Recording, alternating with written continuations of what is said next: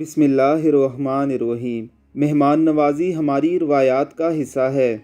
कहते हैं कि जिस खाने में मेहमान या बच्चे शामिल हों, अल्लाह रब्बुल इज़्ज़त उस खाने का हिसाब नहीं लेंगे। भूखों को खाना खिलाने की क्या क्या फ़जीलतें हमारे प्यारे नबी हज़रत मुहम्मद मुस्तफ़ा सल्लल्लाहु अलैहि वसल्लम ने बताई हैं।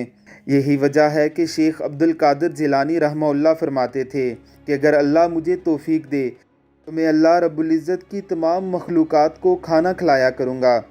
ये करतारपुर गुरु नानक जी का इस्तिहान है, जहाँ पर गुरु जी ने अपनी ज़िंदगी के कुछ दिन गुजारे थे। हाल ही में इमरान खान की तरफ से वहाँ अपने सिख दोस्तों के लिए एक बड़ा गुरुद्वारा खोला गया। सिखों के लिए करतारपुर राहदारी को भी खोला गया कि वो अपनी मुक़द्दस शख्सियात की उन जगहों की ज़ियारत कर सकें जिनकी वो दिलों में ख्वाहिश रखते हैं। यहाँ बैठे ये बाबा जी इंडिया से आने वाले इन सिख दोस्तों की मेहमान नवाजी कर रहे हैं। इनका कहना है कि ये बाबा जी का एरिया है, यहाँ आने वाला भूखा वापस नहीं जाना चाहिए।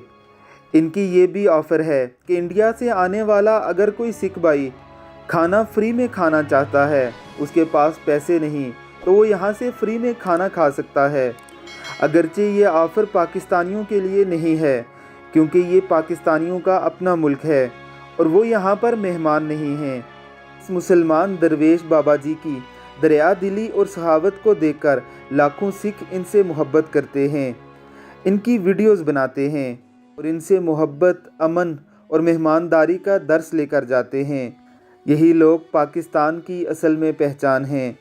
हम बाबा जी को सल्यूट पेश करते हैं। अल्लाह रब्बुल इज़्ज़त इनको सलामत रखे। आमीन सुम्मा आमीन।